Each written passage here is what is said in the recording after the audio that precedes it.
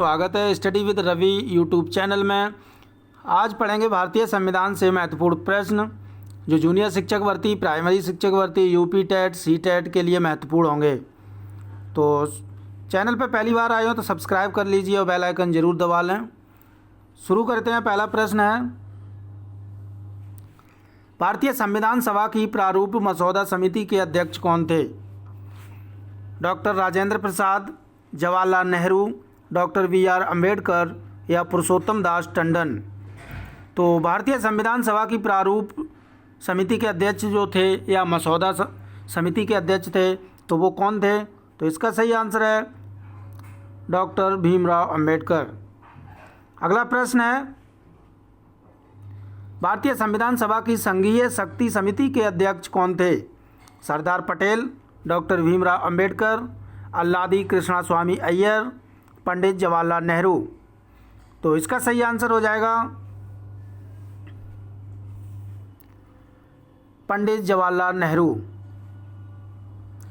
अगला प्रश्न है, संविधान सभा में उद्देश्य प्रस्ताव किसने प्रस्तुत किया? सच्चिदानंद सिन्हा, जवाहरलाल नेहरू, डॉक्टर भीमराव अम्बेडकर या आचार्य जे.बी. कृपलानी। तो इसका सही आंसर हो जाएगा जवाहरलाल नेहरू। संविधान सभा में उद्देश्य प्रस्ताव जवाहरलाल नेहरू ने प्रस्तुत किया था। अगला प्रश्न है, राजेंद्र प्रसाद को देश रत्न की उपाधि किसने दी? महात्मा गांधी ने, वल्लभ भाई पटेल ने, राजा राममोहन राय ने या अली जिन्ना ने। तो इसका सही आंसर है महात्मा गांधी ने। राजेंद्र प्रसाद को देश रत्न की उपाधि महात्मा गांधी ने दी थी। अगला प्रश्न है, कार्यपालिका का प्रमुख कौन होता है?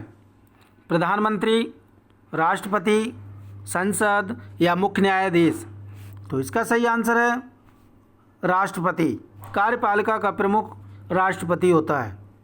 अगला प्रश्न है, संविधान का अनुच्छेद 123 किससे संबंधित है? राष्ट्रपति के अध्यादेश से, सुप्रीम कोर्ट का सलाहकार क्षेत्राधिकार से या जम्मू कश्मीर की विशेष स्थिति से या चुनाव आयोग से। तो इसका सही आंसर हो जाएगा राष्ट्रपति के अध्यादेश से। अनुच्छेद 123 संबंधित है। अगला प्रश्न है, मंडल कमीशन किसकी सरकार में बैठाया गया था? इंदिरा गांधी, मोरारजी देसाई, राजीव गांधी या वी.पी. सिंह। तो इसका सही आंसर है मोरारजी देसाई की सरकार में मंडल कमीशन की सरकार बैठाई गई थी। अगला प्रश्न है, 11वां मौलिक अधिकार किस संशोधन के बाद जोड़ा गया? 42वें संविधान संशोधन, 43वें संविधान संशोधन, 41वें संविधान संशोधन या 38वें संविधान संशोधन। तो इसका सही आंसर है 42वें संविधान संशोधन। अगला प्रश्न है, भारत का संसदीय ढांचा किस देश के संविधान से लिया गया है? जापान के संविधान से, इंग्लैंड के संविधान से या फ्रांस के संविधान से या फिर जर्मनी के संविधान से। तो इसका सही आंसर हो जाएगा इंग्लैंड के संविधान से भारत का संसदीय ढांचा लिया गया है। अगला प्रश्न है, किसी राज्य में राष्ट्रपति शासन कितने समय के लिए लगाया जा सकता है? 3 माह, 6 माह, 9 माह या फिर 12 माह। तो इसका सही आंसर है 6 माह। 6 माह के लिए किसी भी राज्य में राष्ट्रपति शासन लगाया जा सकता है। अगला प्रश्न है, भारत में मदरसों की स्थापना में संविधान का कौन सा अनुच्छेद मददगार है? अनुच्छेद 28, अनुच्छेद 29, अनुच्छेद 30 या अनुच्छेद 31। तो इसका सही आंसर है अनुच्छेद 30। भारत में मदरसों की स्थापना में अनुच्छेद 30 मददगार है। अगला प्रश्न है, संविधान सभा की सलाहकार समिति के अध्यक्ष कौन थे? जवाहरलाल नेहरू, सरदार वल्लभ भाई पटेल, H.G. मुखर्जी या मौलाना आज़ाद। तो इसका सही आंसर है सरदार वल्लभ भाई पटेल संविधान सभा की सलाहकार समिति के अध्यक्ष थे। अगला प्रश्न है, आर्थिक और सामाजिक योजना किस सूची में आती है?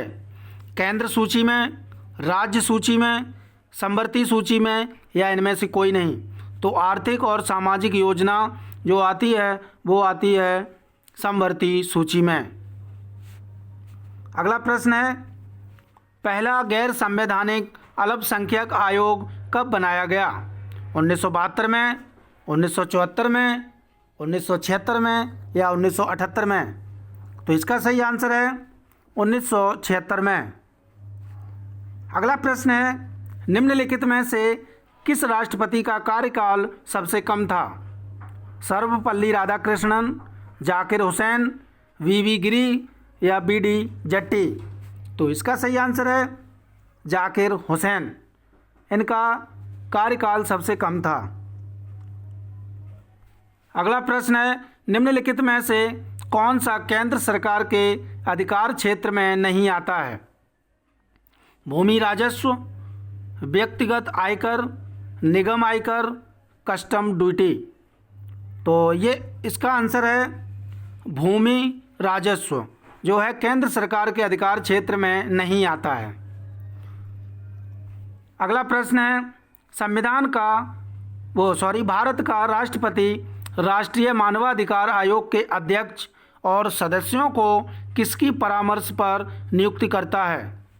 प्रधानमंत्री की, गृह मंत्री की, लोकसभा स्पीकर की या उपयुक्त सभी? तो इसका सही आंसर है उपयुक्त सभी की सलाह पर, प्रधानमंत्री, गृह मंत्री और लोकसभा स्पीकर की सलाह पर राष्ट्रपति राष्ट्रीय मानवाधिकार आयोग के अध्यक्ष और सदस्यों की नियुक्ति करता है। अगला प्रश्न है, प्रधानमंत्री का 15 सूत्रीय कार्यक्रम निम्नलिखित में किसके लिए है? गरीब के लिए, बेरोजगार के लिए, अनुसूचित जनजाति के लिए या अल्पसंख्यक के लिए? तो इसका सही आंसर है अल्पसंख्यक के लिए। प्रधानमंत्री का 15 सूत्री कार्यक्रम अल्पसंख्यकों के लिए है। अगला प्रश्न है, लोकसभा की सर्वाधिक सीटें अनुसूचित जनजाति को किस प्रदेश में आरक्षित हैं? मध्य प्रदेश में, राजस्थान में, आंध्र प्रदेश में या गुजरात में? तो इसका सही आंसर है मध्य प्रदेश में। लोकसभा की सर्वाधिक सीटें अनुसूचित जनजाति की मध्य प्रदेश में हैं और सबसे ज़्यादा अनुसूचित जनजाति जो है वो मध्य प्रदेश में ही है। अगला प्रश्न है, नागरिकता अधिनियम कब लागू हुआ?